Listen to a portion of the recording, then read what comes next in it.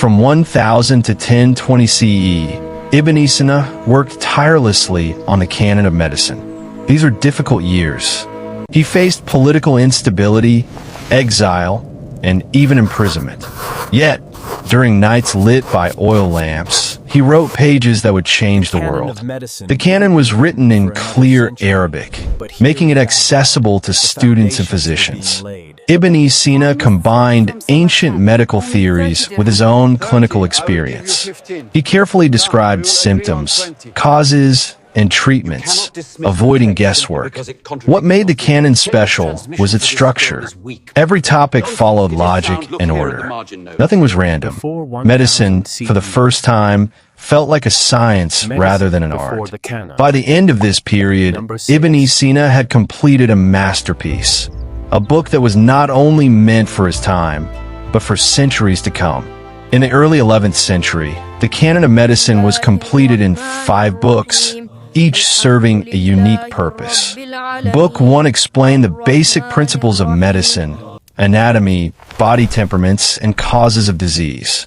Book 2 listed over 760 simple medicines, describing their effects and proper usage. Book 3 focused on diseases of specific organs, from the brain to the feet. Book 4 discussed general illnesses like fevers, infections, and tumors. Book 5 covered compound medicines and pharmaceutical recipes. This structure allowed students to learn step by step. Doctors could quickly find answers during treatment. Pharmacists could prepare accurate medicines. No medical book before this had been so complete, organized, and practical. The Canon became the medical foundation of the Islamic world almost instantly. During the early 1000s, Ibn-e-Sina introduced ideas that modern medicine would only rediscover centuries later. He explained that diseases could be contagious, and that quarantine was necessary to stop their spread. He emphasized the importance of clean water, proper diet, and emotional balance. He described illnesses such as diabetes, tuberculosis, meningitis, and mental disorders with surprising accuracy. Ibn-e-Sina also believed that medicines must be tested before use, laying the foundation for clinical trials. One of his greatest contributions was treating the mind and body as one system. He understood that stress, fear, and sadness could cause physical illness, a concept still used today. These discoveries made the Canon of Medicine far more advanced than any medical work of its time. In 1037 CE, Ibn-e-Sina passed away at the age of 57 in Hamadan. His life had been filled with hardship, brilliance, and relentless learning. But his death did not end his influence.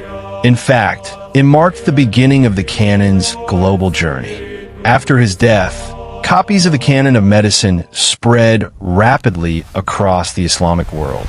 Physicians relied on it as their primary guide. Hospitals used it for training doctors.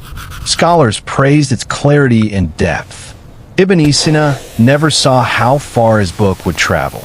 Yet his ideas survived wars, political collapse, and the fall of empires. His words lived on, healing people he would never meet. Few scholars in history have influenced humanity so deeply after death, and Ibn-e-Sina was one of them. Before the year 1000 CE, medicine was not a unified science. Healing knowledge was scattered across cultures and regions. In Europe, medical learning was limited to monasteries, where ancient Greek texts were copied without true understanding. Treatments were often based on superstition, astrology, or religious belief rather than observation. Many doctors treated symptoms blindly, without knowing the real causes of disease. In contrast, the Islamic world was entering its golden age. Cities like Baghdad, Bokhara, and Damascus had hospitals, libraries, and research centers. Scholars believed that medicine should be logical, tested, and systematic.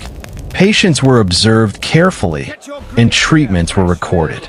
Yet even in this advanced world, There was no single book that organized all medical knowledge clearly.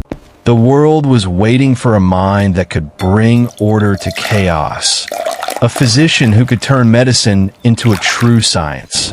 In 980 CE, in a village near Bokhara, a child was born who would change medical history forever. His name was Abu Ali Ibn-e-Sina, known in the West as Avicenna.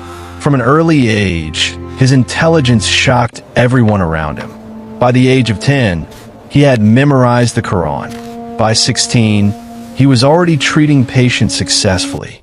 Ibn-e-Sina studied mathematics, philosophy, astronomy, and medicine with unmatched dedication.